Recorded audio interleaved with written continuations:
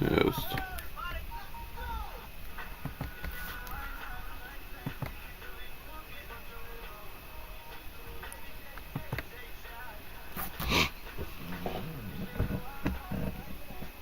Was tust du bei einer Erkältung? Viel frische Luft, viele Hausmittel oder viel Erholung? Vic Medi-Night lindert auch schon leichte Erkältungssymptome. Für einen erholsameren Schlaf.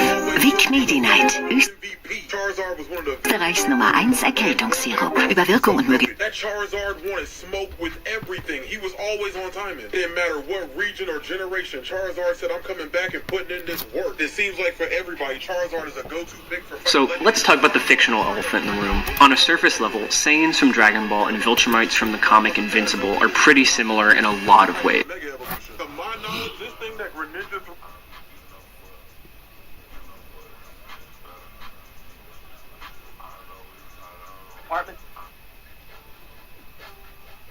So, let's talk about the fictional elephant in the room. On a surface level, Saiyans from Dragon Ball and Viltrumites from the comic Invincible are pretty similar in a lot of ways.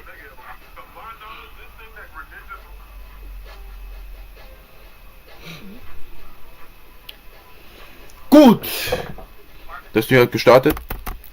Also Leute, willkommen zu einem neuen Stream. Hab lange nicht mehr gestreamt. Das war so, ich kann sogar schauen. Der letzte Stream war vor 8 Minuten, aber der wirklich lange letzte Stream war vor 2 Monaten. Und heute, ja, heute gibt es quasi so ein Special Stream. Ich habe viel vorbereitet, so viele Tabs offen und ihr wisst schon gleich, was ich da, ihr wisst dann wisst ihr, was ich vorhabe und so. Also, es ist halt ein spannender Stream. Also wir reagieren mal auf ein paar Videos, machen noch eine, hatte 2 Tierlists, ja 2 Tierlists und so weiter und so fort und noch ein paar krasse News. Also Leute, sagen wir mal, let's go. Wir starten erstmal mit Invincible, also Cold Goku, Stop a Viltrumite Invasion, Dragon Ball Z vs Invincible. Also ja, schauen wir uns jetzt mal an und so. Also ich kenne Dragon Ball und ich habe mir auch Invincible angeschaut und ja, also ich habe mir gerade die ersten 2 Episoden von der 2. Staffel mit Invincible waren wirklich fire. Also ich warte auf Samstag 2 Tage noch, dann kommt die 3. Episode. Aber trotzdem, ich bin jetzt schon überzeugt, dass Invincible eine echt kranke Serie ist und so. Schon, also auch der finale Kampf gegen Omni-Man und so war nicht mal ein Kampf. Aber ich könnte es jetzt gerade viel über Invincible gerade in diesem Video reden, aber in diesem Stream, aber ich habe es für ein anderes Video geplant. Also wir reagieren mal auf Cold Goku Stop a Viltrumite Invasion. Dragon Ball Z vs Invincible. So, let's talk about the fictional elephant in the room. On a surface level, Saiyans from Dragon Ball and Viltrumites from the comic Invincible are pretty similar in a lot of ways. They're a powerful alien race with natural abilities that make them superior to most other species in the universe. Michel Jeffrey ruft dich. Ja!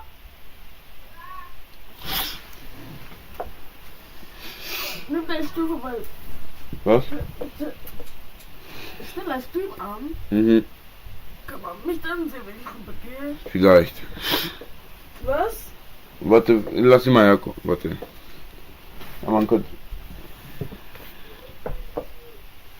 Ich will, dass er mich sieht.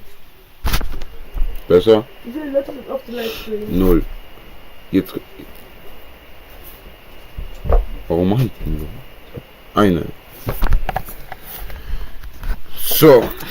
Ich glaube, ja. Also wir sind stehen geblieben. Cold Goku Stop Viltrumite Invasion.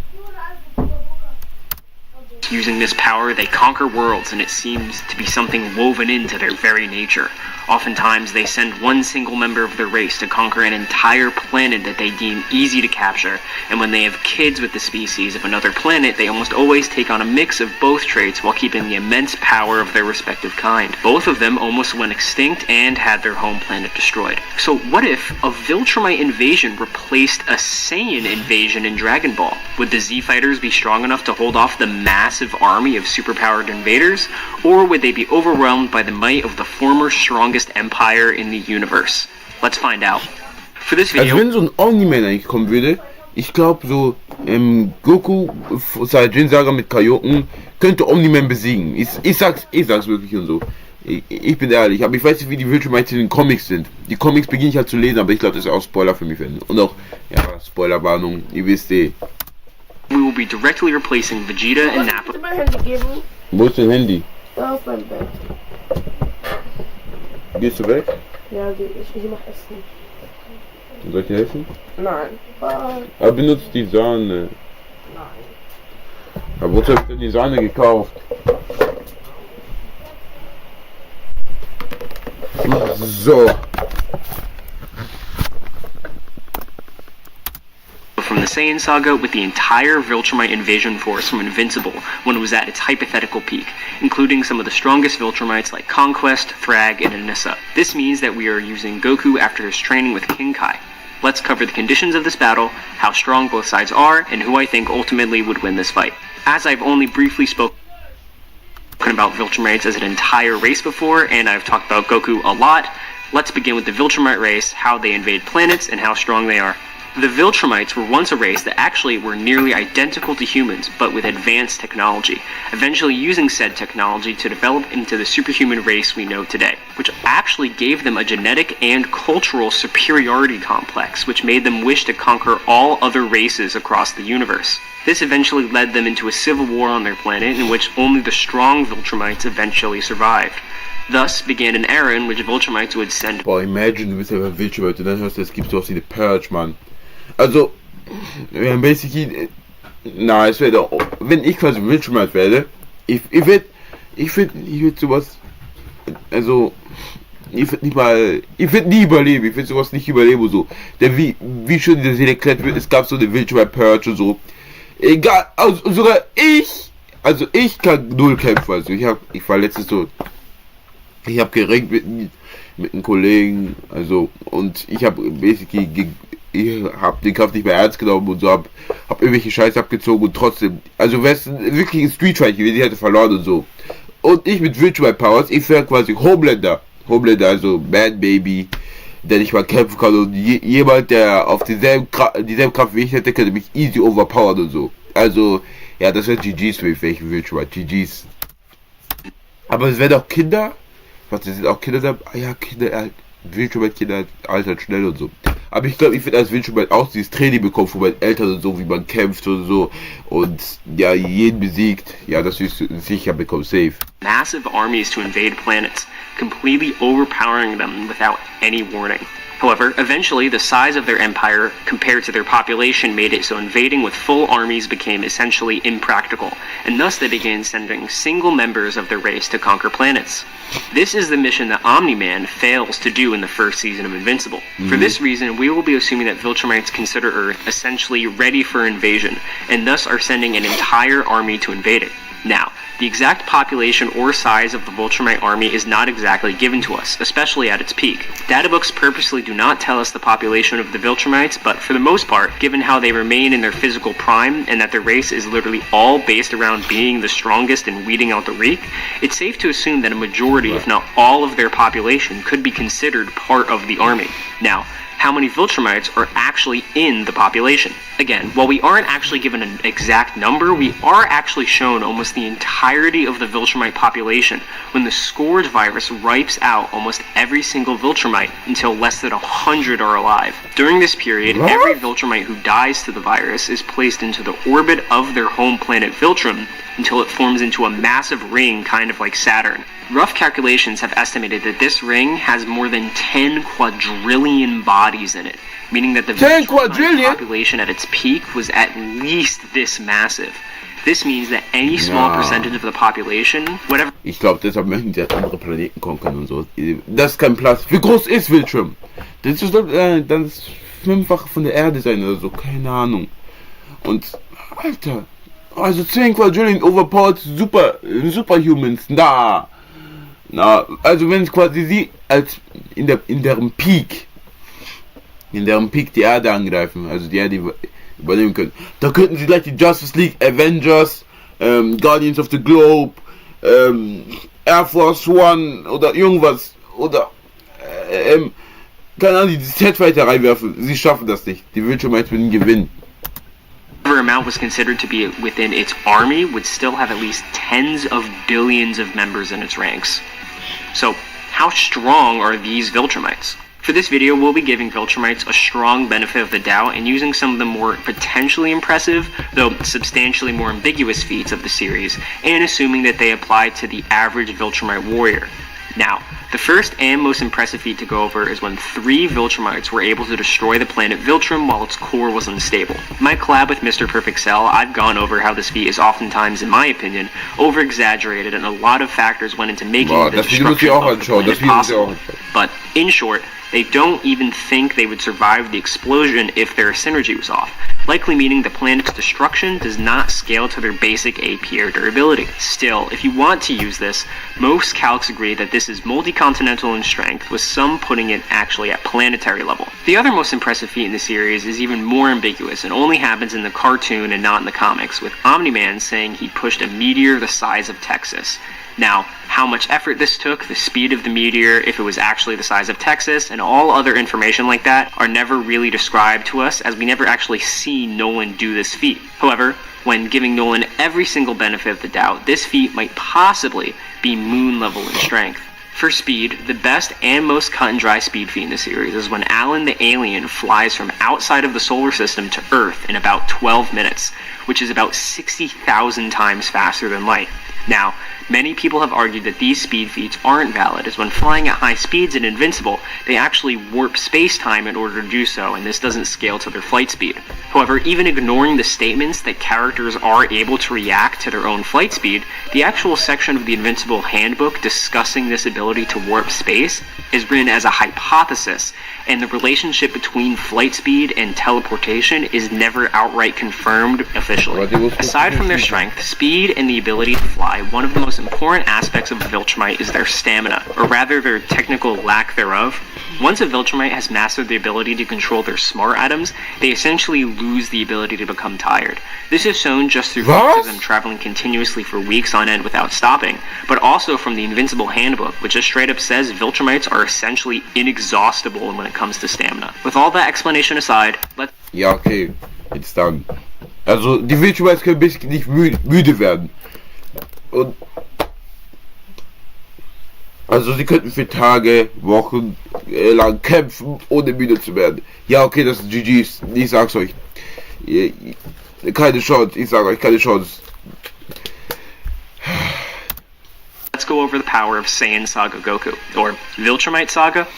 Goku's power level in the Saiyan Saga is notoriously mistranslated in the English dub of having a power level of over 9,000, with his real base form having a power level of only over 8,000. At this point in the series, Goku has unlocked the Kaioken, a form which puts massive strain on his body, but can multiply his strength and power level by different levels of multiplication. At this point, briefly allowing him to increase his strength to Kaioken times 4, which would put his power level at 36,000.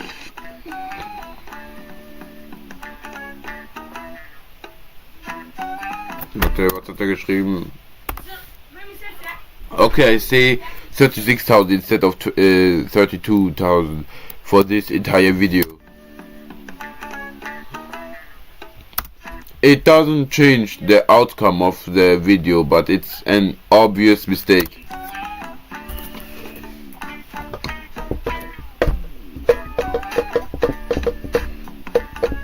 Like I mentioned before, this puts a massive strain on Goku's body, and after Kaioken times 4, Goku shortly after becomes almost completely unable to fight or move.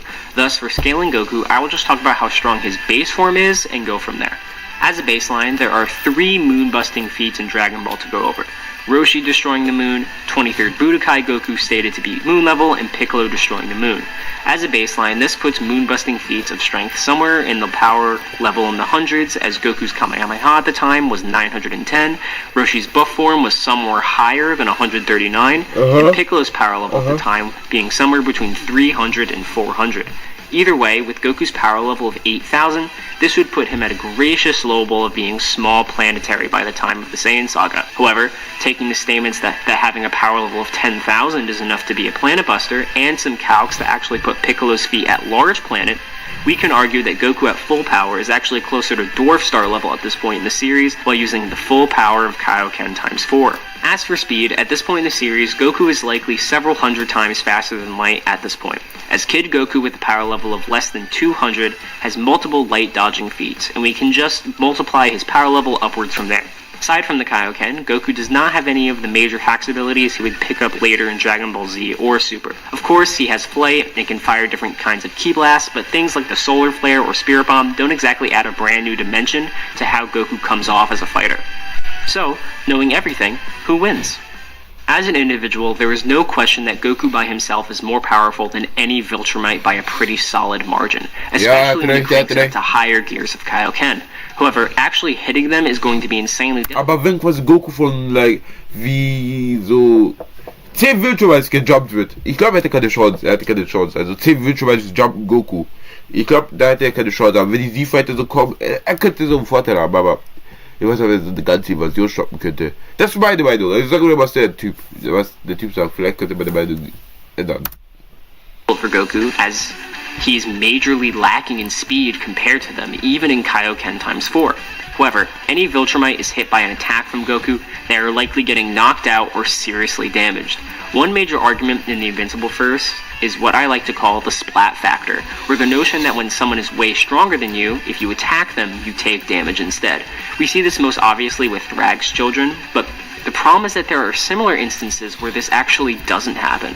For example, Omni-Man headbutts Thrag and his head doesn't explode or anything, despite the fact that in the exact same fight, Thrag is literally able to tear Omni-Man's body apart with his bare hands. So it's kind of hard to quantify when it does or doesn't happen in the series. The other major issue that Goku's dealing with here is stamina and numbers. Like I said before, assuming that only 1% of all Viltrumites are invading Earth, this is still likely over 1 billion people for Goku to fight by himself. While 1 billion people! Da, Goku hat keine Chance. Also wie viel 1 billion Viltrumites gejumpt? Nein. Nein, wird das nicht gewinnen. Yes, he doesn't necessarily need full power to take a Viltrumite down. Even fighting vastly weaker opponents can tire you out, like Roshi thinking he couldn't fight the entire Red Ribbon army. Plus, for Goku to access his higher levels of power, speed, and strength, he needs to put even more fatigue and strain on his body. So, ultimately, Saiyan Saga Goku would not be able to stop a Viltrumite invasion. It's a case where the stats are so lopsided in different directions on both sides, and it seems like in this case, the Viltrumites just have the advantage in where it matters. Think of it this way. While Goku can obviously beat, say, Raditz, can he beat 1 billion Raditz who are all also faster than him? If you made it this far, thank you so much for watching. I took a little break, so it's refreshing to be back making videos again. If you enjoy... Der Typ hat recht. Also, Goku könnte niemals die Viltrumites besiegen. Okay, nächstes Video.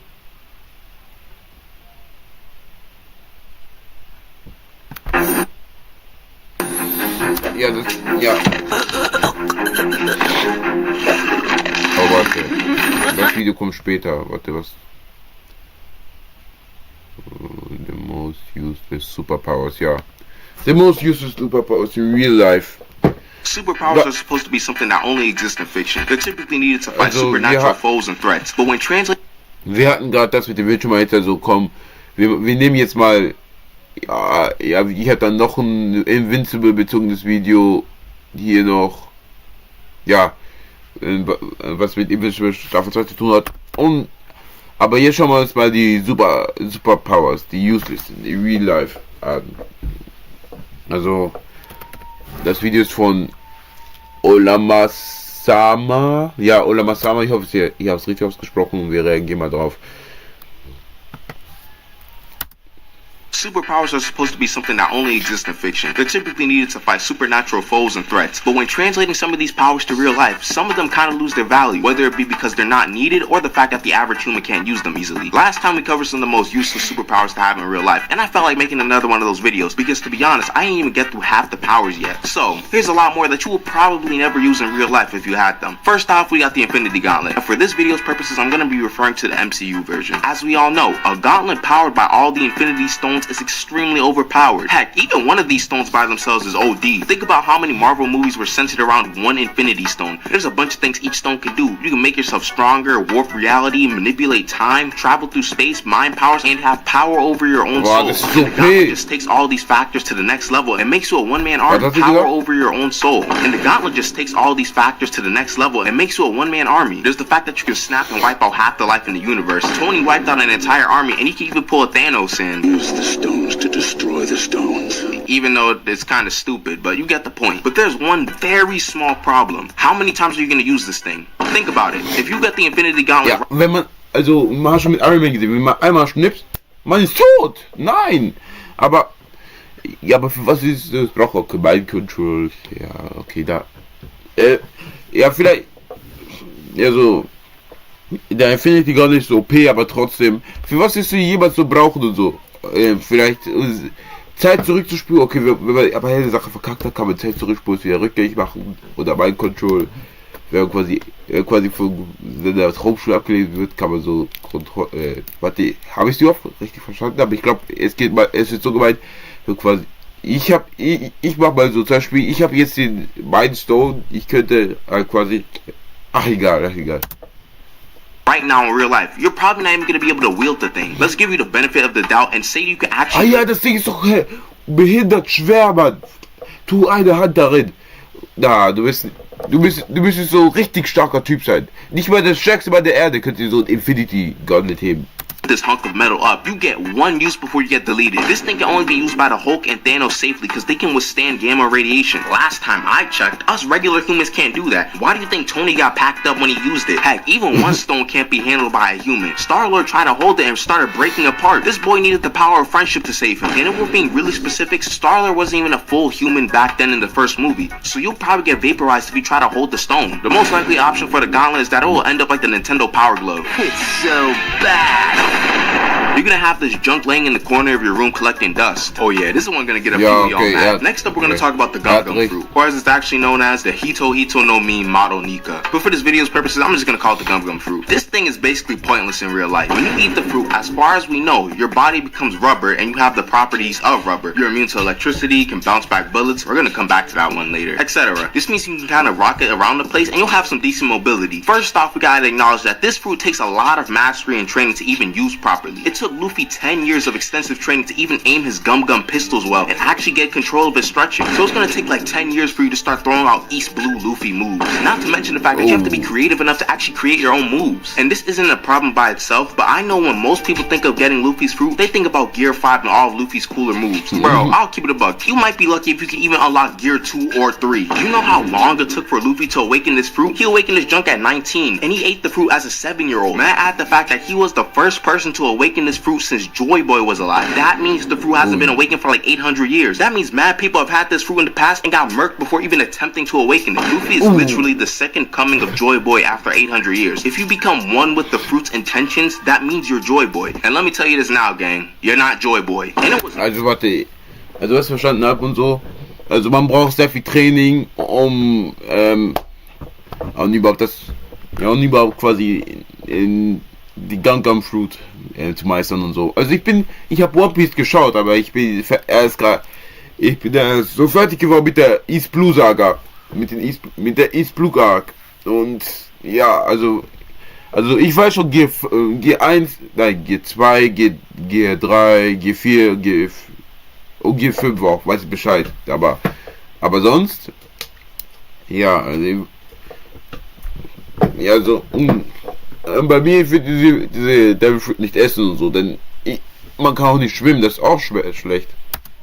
No easy journey to awaken this fruit. He's had to fight dozens of opponents, die a couple times, free some islands, and only then was he able to awaken the 5th gear. Oh yeah, back on that bullet point I talked about earlier, the Marines only use completely round bullets, so it won't pierce Luffy's skin. But we are not using muskets nowadays. There are some pointed bullets in real life, so don't think you can go into a war zone and just start bouncing back a bunch of bullets. You're gonna get shot up and look like Swiss cheese. While we're at it, let's talk about our good old friends Devil Fruit or Kainu. Now I know most of y'all watching this video are probably teenagers, maybe early 20s. This means that you are probably at school for a majority of the day. day and you go home to chill or do work. If you're working, it's probably something similar. You go to your job and you come back home. If you ever walked around and said, I need to hit this guy with some magma, if I see someone in the comments saying, nah man, this guy was yapping too much, so I needed a magma fist to deal with him, you're lying. Akaino's devil fruit makes you a literal magma man. You're made of magma. This man throws a magma fist and chunks are flying off of people's bodies. He can rain magma from the sky. When will you ever need something as dangerous as magma in your everyday life? You can't just clean up lava easily. The amount of property damage you'll cause will be catastrophic considering you're a walking volcano. The only benefit you get with this fruit is the Logia intangibility, which I guess makes your life a bit safer at the cost of burning everyone in sight.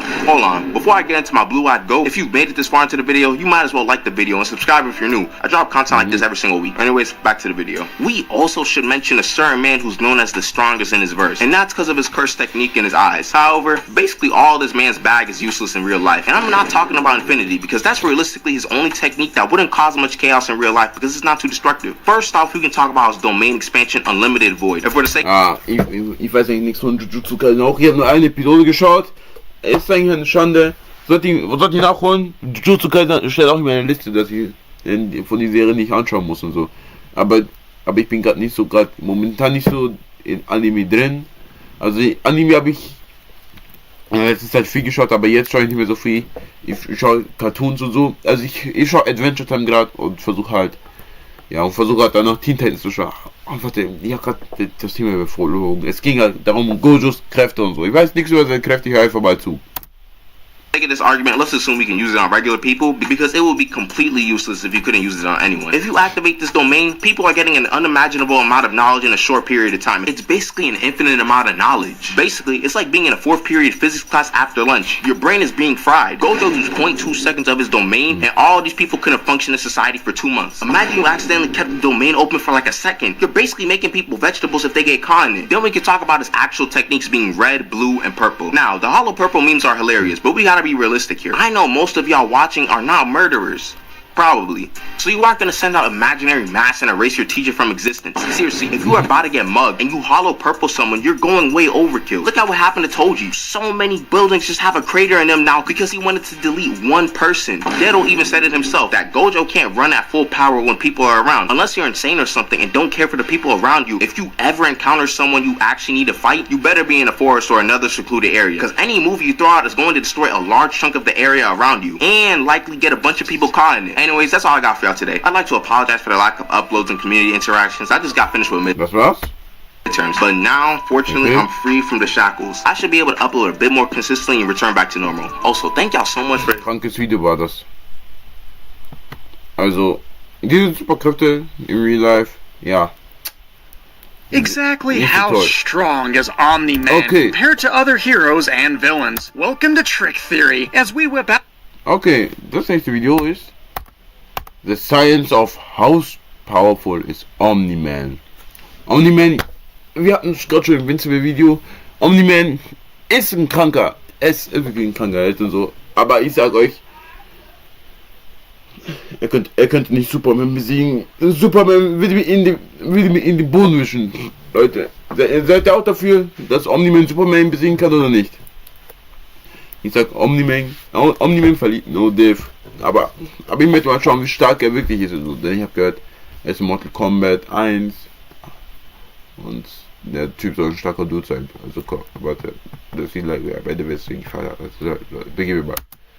Exactly how strong is Omni-Man compared to other heroes and villains? Welcome to Trick Theory, as we whip out my scientist background to once again overanalyze the power of a fictional character. One that can literally shatter anything into powder with his bare hands. Thousands of years ago, Noel An was born on the distant planet Viltrum, with Viltrum being a play on the word Filtrum, or the upper lip, as all male Viltrumites have mustaches. And much like Saiyans were a planet of imperialistic supermen who, after becoming the most powerful empire in the galaxy, decided they should be the only empire in the galaxy. And thus, system by system, planet by planet, the Viltrumites used their insane strength, flight, and ability to literally hold their breath for 2 weeks straight to fly around space, conquering / genociding everything in their path if a planet was to ever refuse. By the time Noel An joined the Viltrumite military at a young age, the Viltrumites had already conquered nearly 70% of the known galaxy. Alter. Eine kranke Zahl. 70% der ganzen Galaxie? Yo, die Viltrumites haben gearbeitet und so. Ja, ich weiß nicht, was ich sagen soll. 70% der Galaxie? Okay. Okay. But there was one problem. There weren't actually that many Viltrumites to go around. Ja, was ist das so? Danke.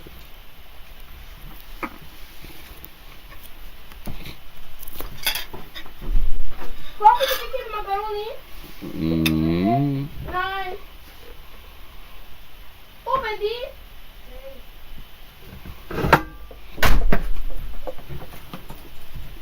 Einfach Essen bekommen.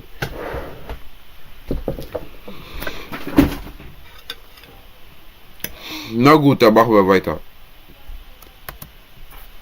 Their army had been spread dangerously thin over thousands of conquered planets, and as powerful as Viltrumites are, they do have many weaknesses. You see, years prior, the Viltrumites, with their Earth-sized planet, became embroiled in a bloody civil war that Noel-On only described as the strong removing the weak from our society, and thus the Earth proportion population of 6 to 8 billion Viltrumites was cut down to 3. 3 billion Supermen and women that were just spread out too thin to account for the increasing number of planets there were for them to beat into submission. So the Empire, for the first time ever, put a pause on their expansion and came up with a new tactic to send each of their most trusted officers to a planet for a prolonged period of time, say 20 years, as they pretended to be that planet's champion, both gaining the people's trust and internally weakening the planet to prepare them for immediate occupation without any fighting needed. So Noel-On, quickly renaming himself with the Earth name Nolan Grayson and taking up the job of a rider, he followed the lead of the other heroes or champions he saw around him, giving himself the hero name Supraman, which was quickly dropped and changed to Omni-Man. And then something interesting happened. Nolan married an Earth woman and had a son named Mark, who eventually gained all of his powers, telling him the lie that he was sent by a World Betterment Committee until he eventually told Mark the truth. And after a very one-sided battle, Nolan left the planet, unable to bring himself to kill his own son. When it comes to his powers, Omni-Man has what is called dominant genetics, not just in the case that his DNA gives him some pretty strong powers, but in the fact that whenever his genes are mixed with another's to create a new individual, his genes will always be the ones to be expressed or otherwise dominant in that new individual, while the genes from the other parent remain recessive, even causing his offspring to look much more like him. Omni-Man's powers include his ability to fly, and as he explains to his son Mark, he can seemingly create leverage from nothing. But just like Superman, this ability may actually be thanks to them being able to manipulate the strongest of the 4 elemental forces, being electromagnetism. You see, by creating a sort of bioelectric aura around themselves, that in instances we see extending to, say, the ice particles floating around Superman before he takes off, they can cause themselves to float. On a basic level, this bioelectric aura can be thought to work similar to magnets. As you likely know, when it comes to magnets, opposite charges attract and like charges repel. So similar to the magnets that are now being used on floating maglev trains, the train, or in this case a person, can not only float but adjust and balance themselves as they shoot themselves forward by making the front of themselves attracted to the spectrum in front of them as their back ends are opposed to the spectrum behind them, with Omni-Man being able to basically sense this field and then adjust himself to move or will himself through it. And he eventually explains this scientific stretch to Mark as like tensing a muscle to move themselves faster and then relaxing that same muscle to slow down. But way more cool is beyond flight. We know that Viltrumites, regardless of where they find themselves or the color of the sun nearest them, are born with super strength, being able to easily lift trucks, buildings, and so much more. Omni-Man has been stated as being able to forcibly... Also mir ist gerade schon aufgefallen. Also Omni-Mans einzige Kräfte, die er hat, sind Superstärke und Fliegen. Also er kann fliegen und ist doch super stark. Ja, okay, das ist es. Bitte. Und auch hat auch kranke Stamina. Ja, das wissen wir auch. Also, ja.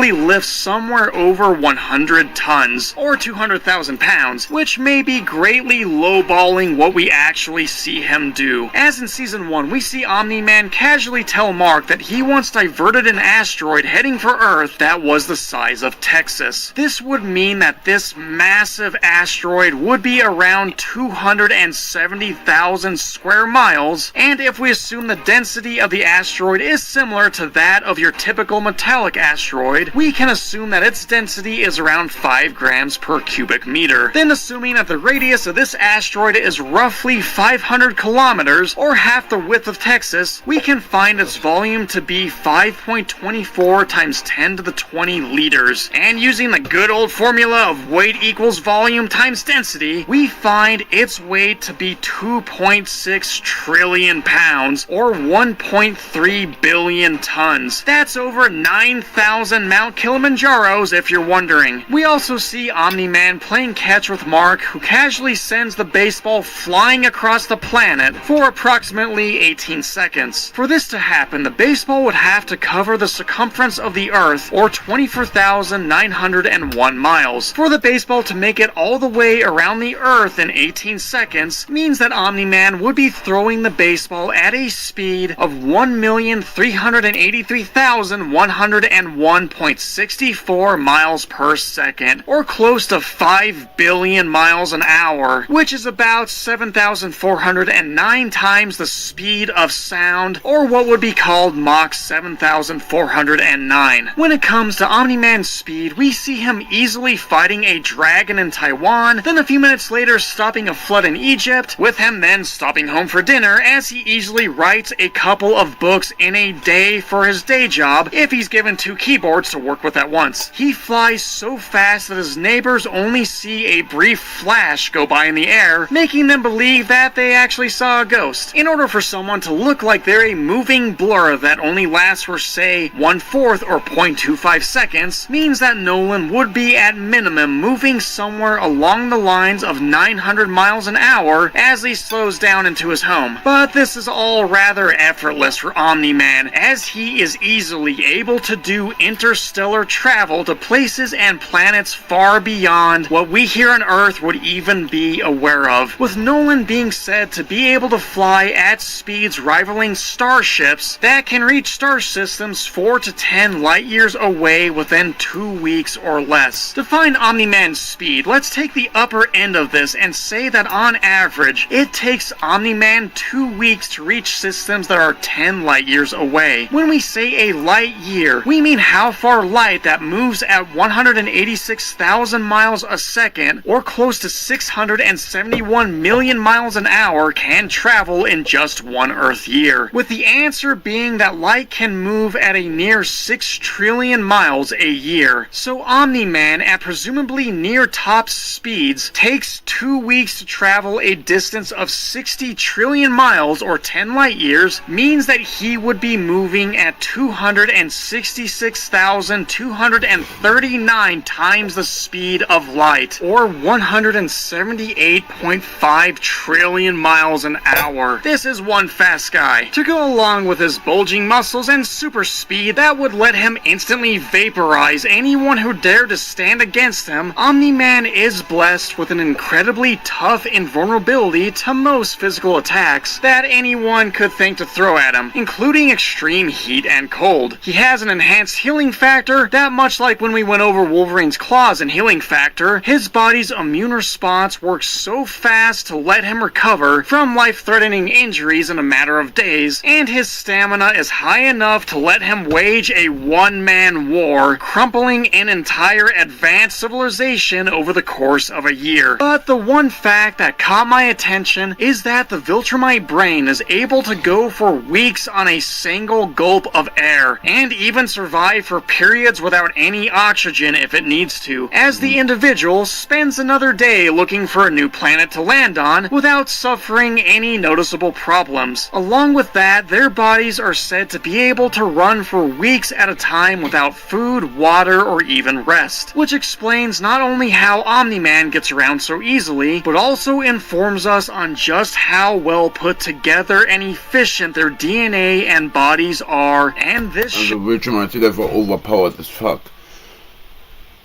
Warte, also, ja. shed some light on perhaps Omni-Man's greatest advantage and power. While this episode finally got me to eyeball my old genetics textbook that's just gathering dust in the corner, Omni-Man's greatest power that is genetically passed down to any of his Viltrumite offspring is that while young they appear to age normally, or sometimes whatever is normal for the recessive race they bred with, like Mark initially aging at the rate of a normal human, only for Omni-Man to later tell him that as they age, Viltrumite's rate of aging actually continually slows down, allowing them to live for thousands of years on end. And as hard of a fact as this is for Mark to accept, it makes total sense. In Invincible, we see Mark, to his dad's dismay, not express any sort of powers at all until he was a senior in high school, or over 17 years old, when he suddenly sent a trash bag flying through the sky one night, and boom, suddenly he had all of his dad's Viltrumite powers. So this evidence, coupled with the fact that a Viltrumite slows down in the rate of aging only as they get older and older, all points to the fact that certain Viltrumite genes, outside of the ones that made Mark already look more like his dad than his mom, become what is called upregulated, or due to environmental factors, developmental changes, and other signals within the organism, certain genes, regardless if they're dominant or recessive, increase in their expression. Coincidentally, other genes, like the ones that come from the other species, then become downregulated. And in the case of Viltrumite DNA, their genes seem to be continually upregulated throughout their lifespan. But if none of this was very interesting, then I saved an interesting fact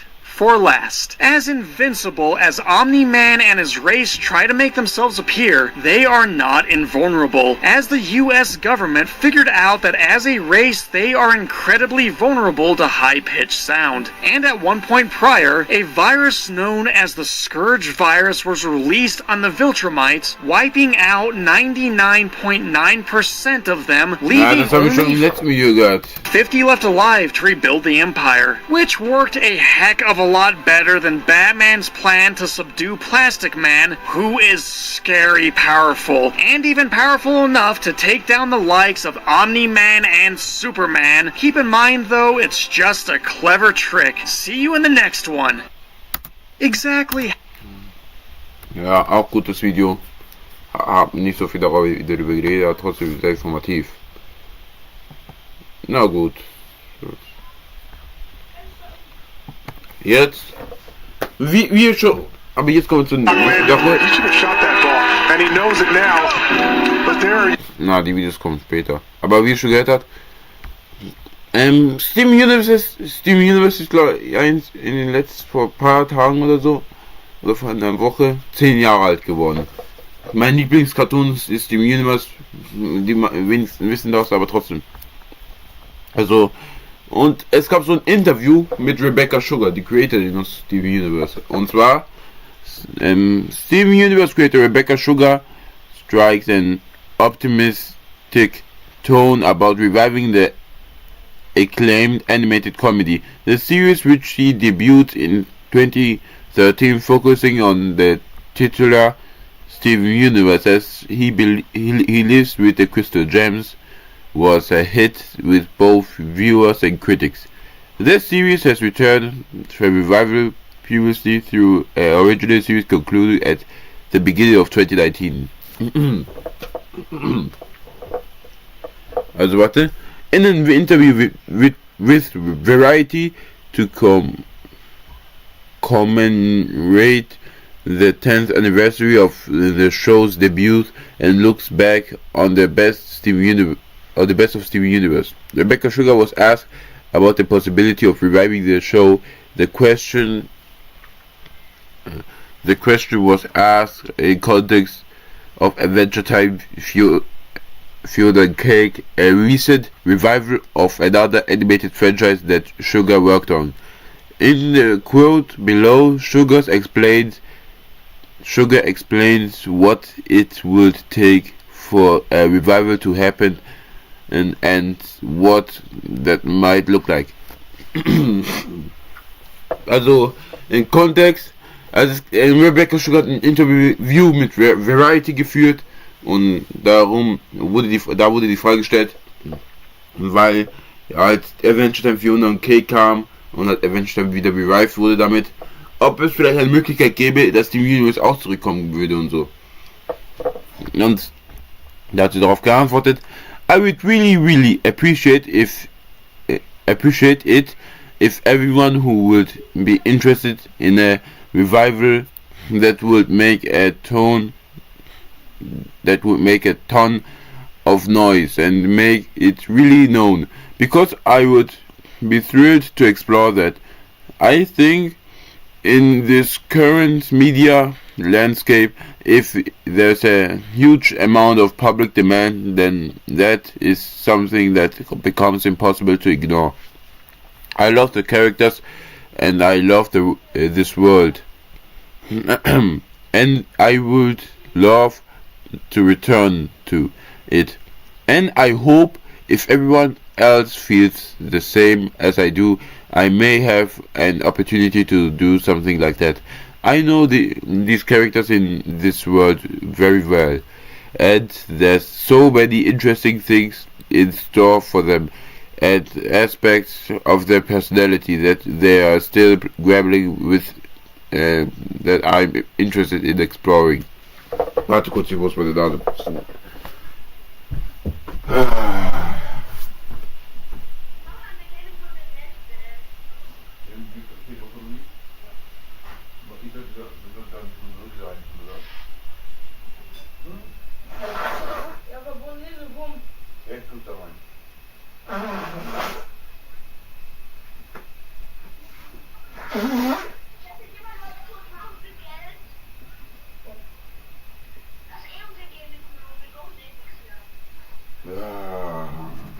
Bin wieder da.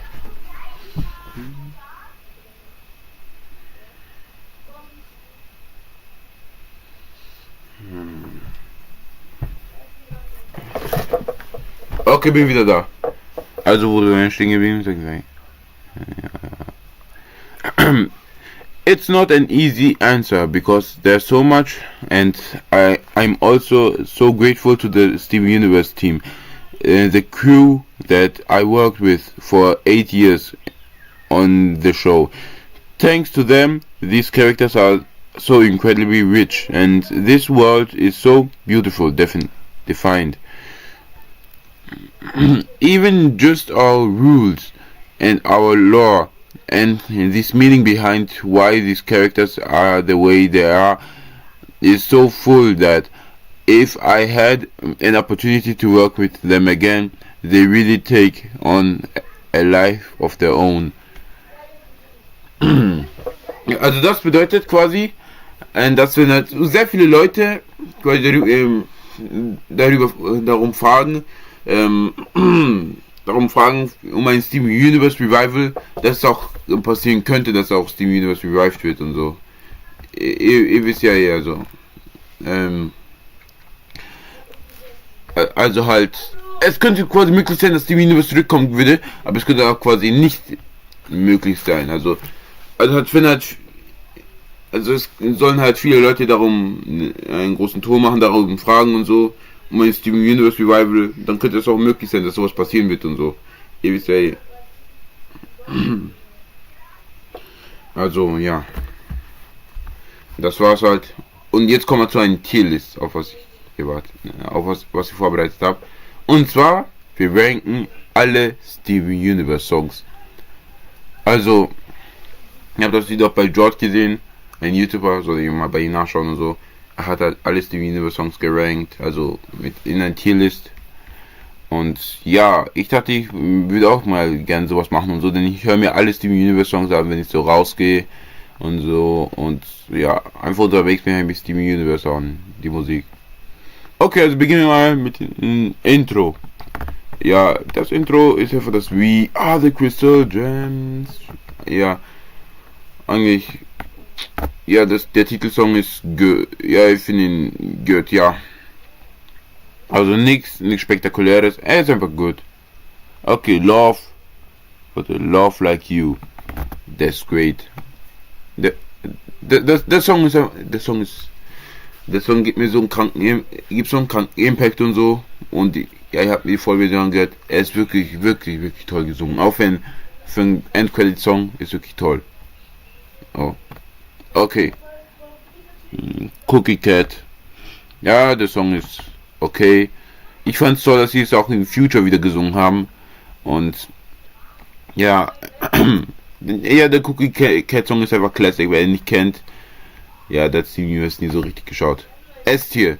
Let Me Drive My Van Into Your Heart ist S-Tier. Ich höre den Song so oft. Ist auch einer meiner Lieblingsplaylists und so. Einer meiner Lieblings-Steven Universe Songs ist Let Me Drive My Van Into Your Heart. Ich kenne den Song auswendig, in- und auswendig, der ist auch kurz, aber trotzdem. Ich kann den in- und auswendig. Genau wie Giant Woman. Giant Woman ist auch ein S-Tier. Ja, ich muss move. Giant Woman ist S-Tier. Ich kann den Song auch in- und auswendig. Der Song ist wirklich perfekt. Und ich mag's einfach. Ich mag's einfach, den Song Giant Woman. Heißt der Song Strong in the Real Way. Ja. Den Song habe ich für eine Zeit lang sehr oft gehört, weil er wirklich gut war. Er ist auch great. The Stevens. Ja. Ist okay. The Old Dad. Ja, okay. Be Wherever You Are ist great. Der Song ist great. Ich glaube, ich kenne auch so quasi auswendig. Obwohl, ja, great. Wie On the Run. Ja, ich finde ihn. Ja, okay. Like a Comet. It's great. Also, ich sollte auch mit den Song sagen. Warding Stone. Ist. Den höre ich nicht so gern. Um ehrlich zu sein, keine Ahnung, den höre ich nicht so gern. Also der Rolling Stone Song ist für mich irgendwie bad. Ja, keine Ahnung, den höre ich nicht so gern. Stronger Than You. Ja, Stronger Than You fix S-Tier. Quasi, wer den Song Stronger Than You nicht gehört hat, oder gerne den Song nicht mag, ich weiß nicht, was falsch mit euch ist und so. Die Vocals, Slappen, Estelle war so gut. Also sie hat den Song gerockt. Und auch die Konsequenz, während das Lied gespielt hat, war auch krank.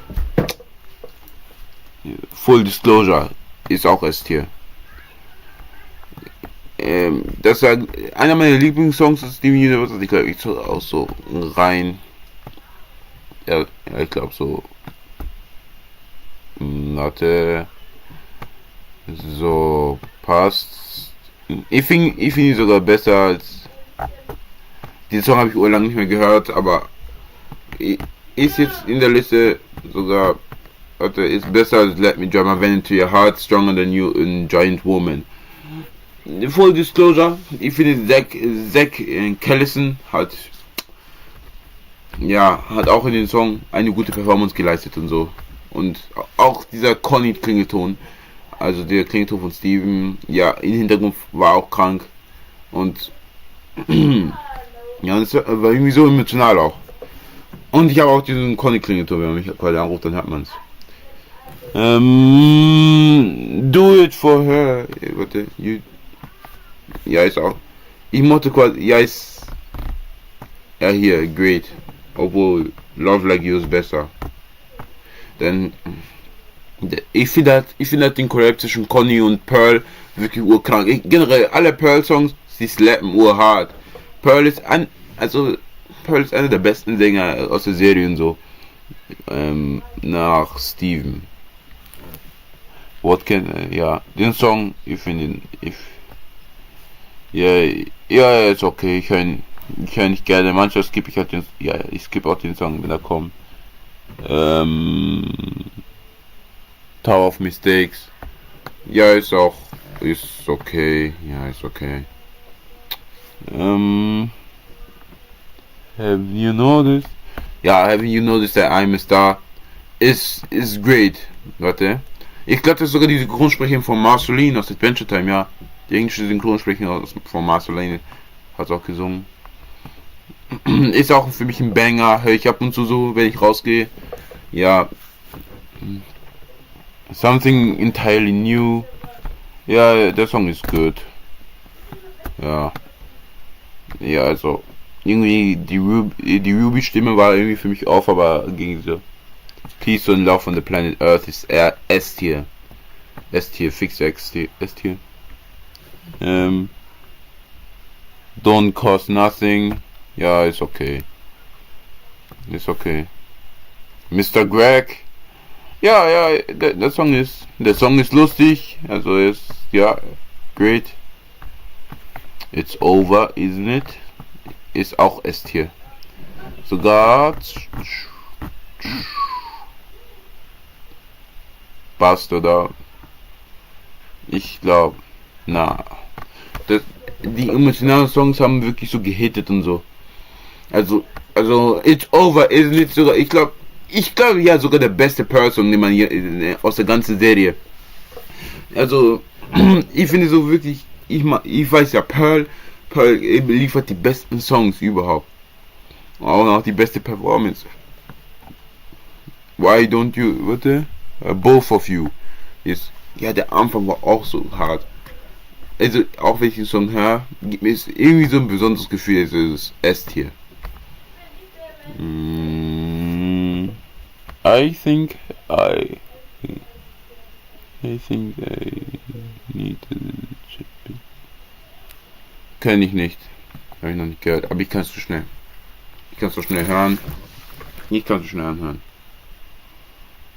Das ist S-Tier. Warte, I need a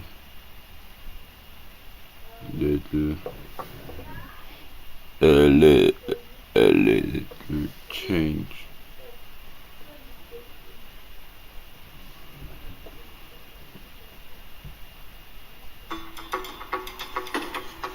Ja, mich schnell. Pakete ganz unkompliziert umleiten, wenn ich mal nicht. You look at everything you are, look at everything you do. It's incredible as you and me. I guess I'm content to be on the arm of someone who is as incredible as you. And it's a full-time job admiring all the ways that you're. Ja.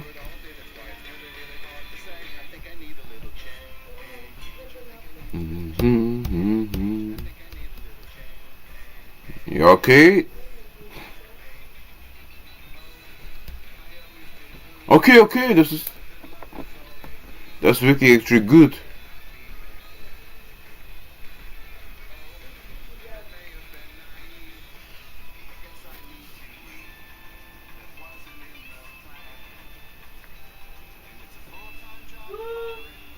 Ja, der Song ist wirklich gut.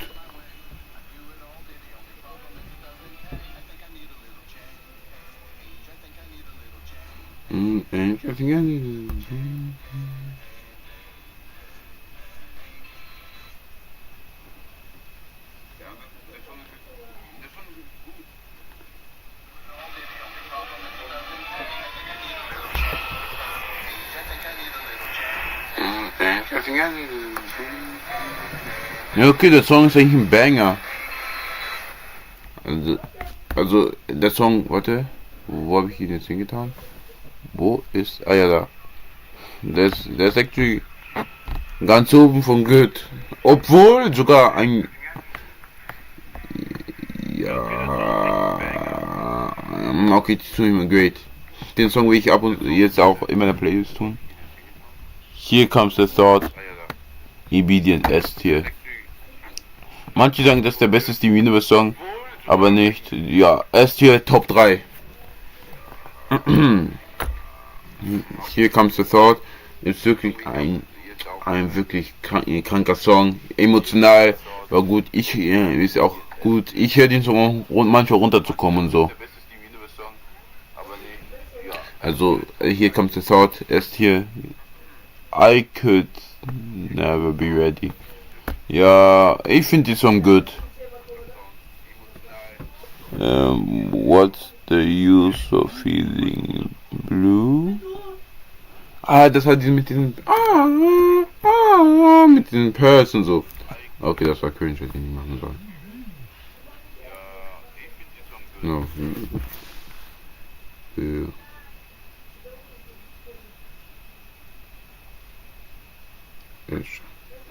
Warte, hat mein Klassenkamerad meine Leistung geschaut?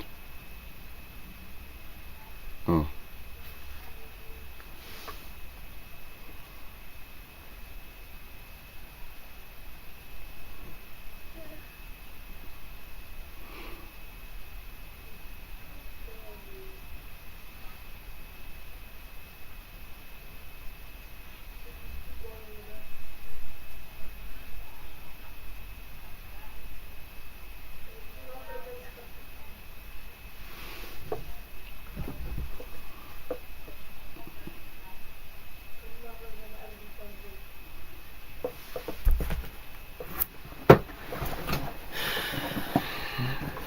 Ich glaube sogar, wir machen noch dieses Tierlist.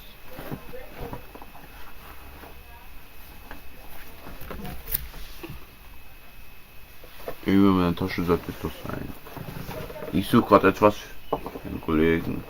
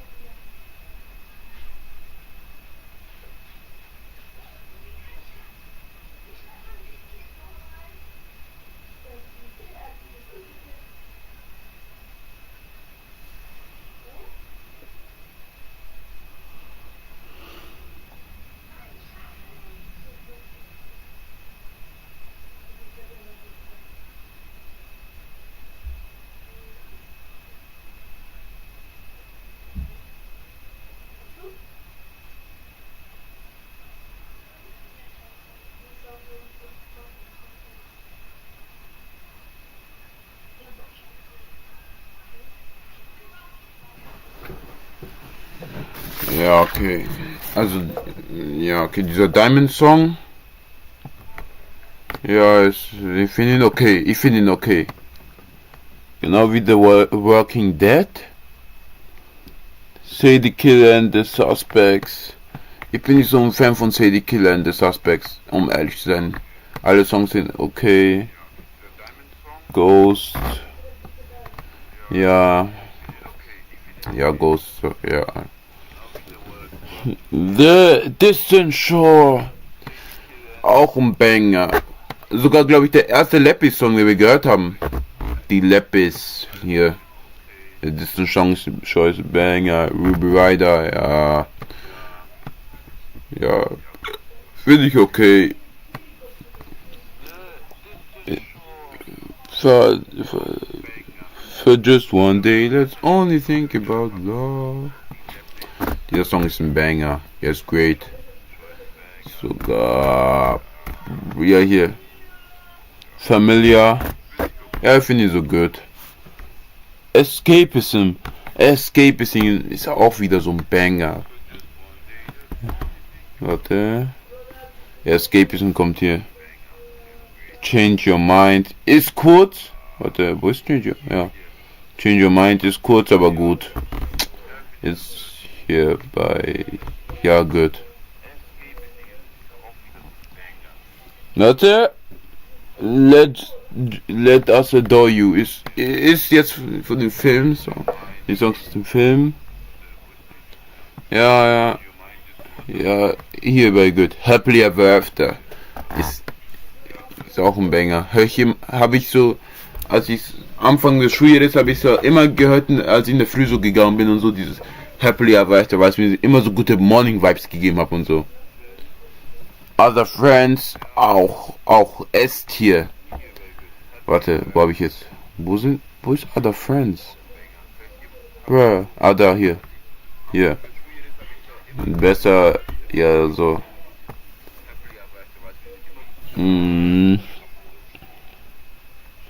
System Reboot, auch das mit dem der Pearl Song ist auch ein S-Tier. Generell die Songs aus dem, fast alle Songs aus dem Film sind wirklich krank.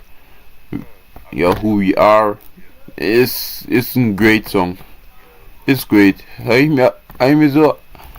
ich begonnen so öfters mehr zu hören. Isn't It Love? Ja, hier Good. No Matter What ist auch great. Hier ein spaßiger Song einfach. Disobedient, ja, ist gut. Warte, wo habe ich jetzt Disobedient hingetan? Ja, Disobedient. Ja, die Sadie-Songs. Die Songs mit Sadie haben mich nie so richtig getoucht und so. Independent Together, S-Tier. Ist fix, S-Tier. Auch da, warte, ich glaube, ich kenne auch den Song in- und auswendig. Ja, hier, Independent Together. Drift Away, wirklich kranker, emotionaler Song. Ja, auch bei S-Tier, genau wie Found. Warte. Found ist auch ein S-Tier. True Kind of Love. True Kind of Love ist S-Tier. Fix S-Tier. Genau wie Change. Und ja, der Collab mit Found und Let Us Adore You ist auch, war ja auch pretty good. Warte, hier ist good. Okay, der Steven Universe Future. Future the Song. Ja, Intro. Ja, ist okay. Hier den Cookie Cat. Blackbird. Ja, okay.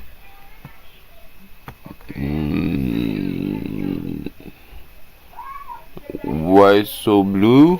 Ja. Ja, warte. Ist sogar oben bei okay. I'm looking forward to. Der erste Sadie-Song. Warte, der erste Sadie-Song, der also bei Top ist. Ja, I'm looking forward to, hat mich auch so emotional berührt. Auch am Ende so, wo das Song nochmal gespielt wurde. Genau wie der Song von Steven, I'd Rather Be. Ja. Ja, der Song war wirklich gut, aber danach kam auch die unangenehmste Szene im ganzen Steven Universe Franchise. Deshalb tue ich es hier bei Great. Obwohl hier Alter, ich kann es nicht so mit den Songs ranken. Mr. Universe ist ein S-Tier. Mr. Universe. My Little Reason Why. Ja, ist okay, ist ganz okay. Besser als aber die anderen Sadie-Songs. Deshalb tue ich es mal hier. Cookie Cat Remastered. Hier. Being Human. Warte. Nein, was? Being Human. Fixer ist hier. Sogar.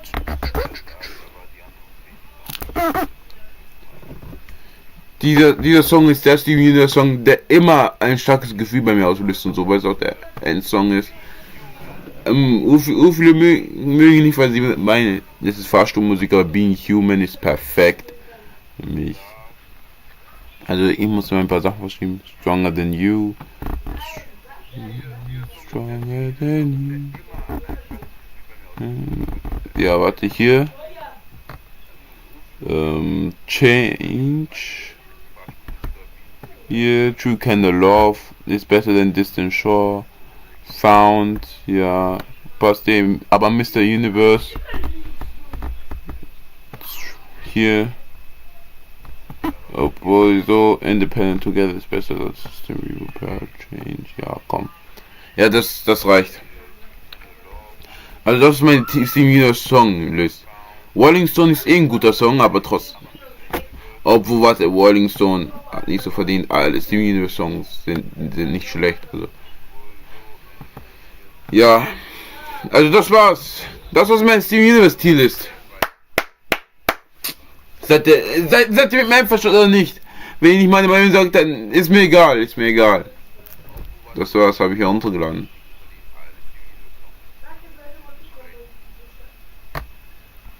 Ja, perfekt. Okay, nächste Tierlist.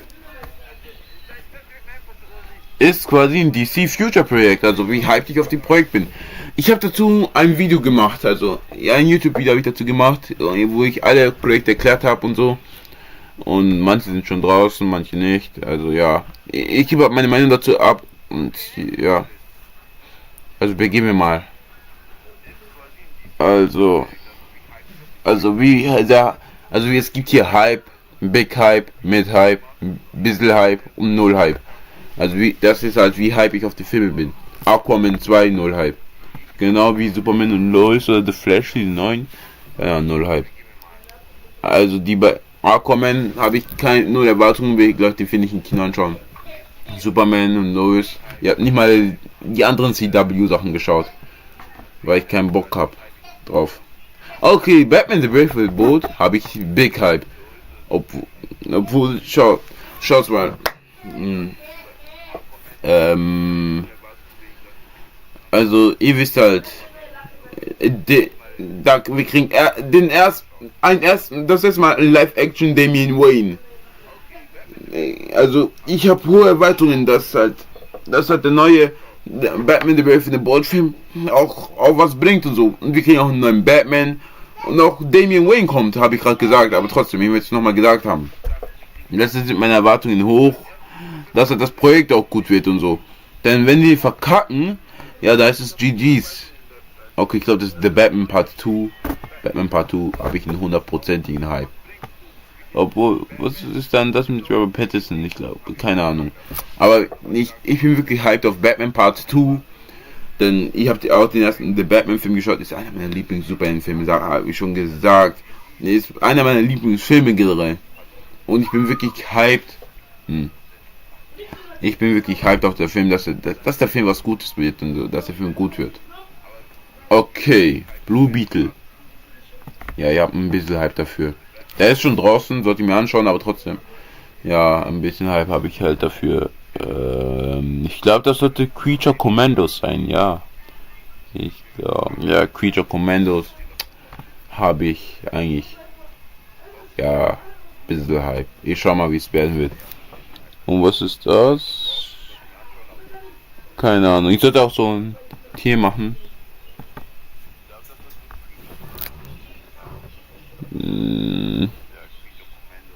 Keine Ahnung, was es sein soll.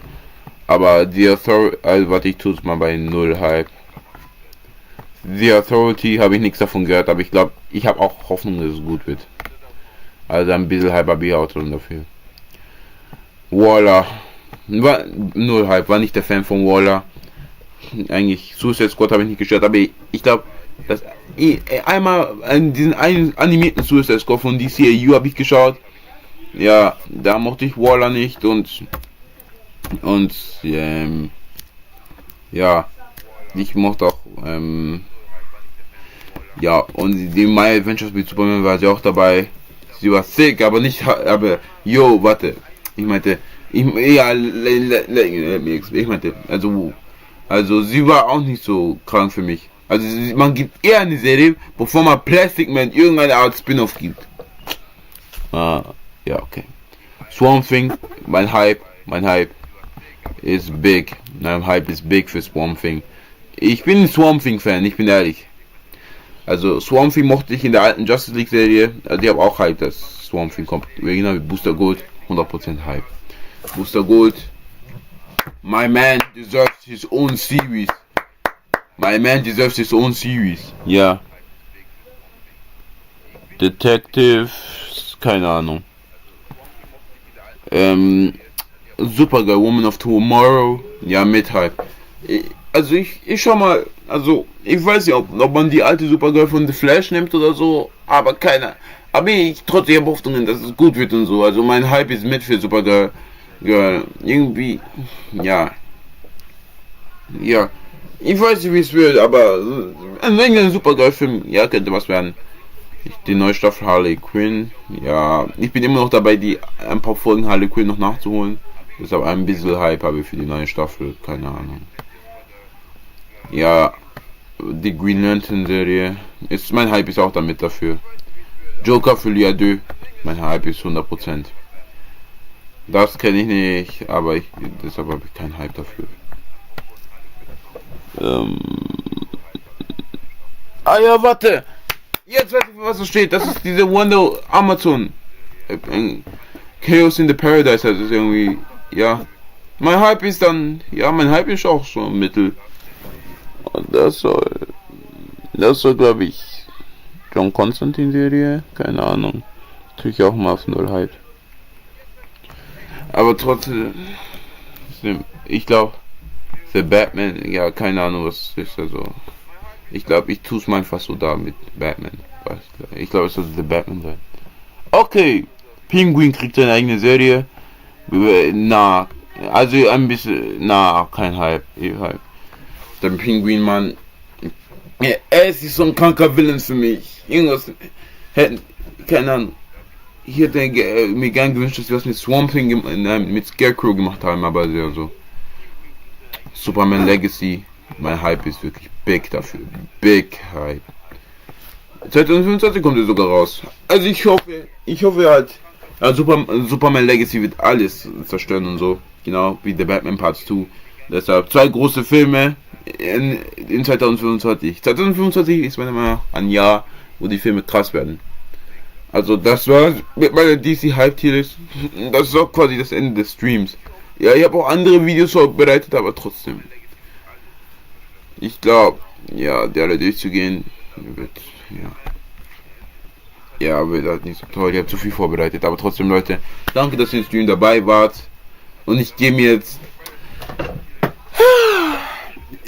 jetzt mal ein soziales Leben wieder aufbauen.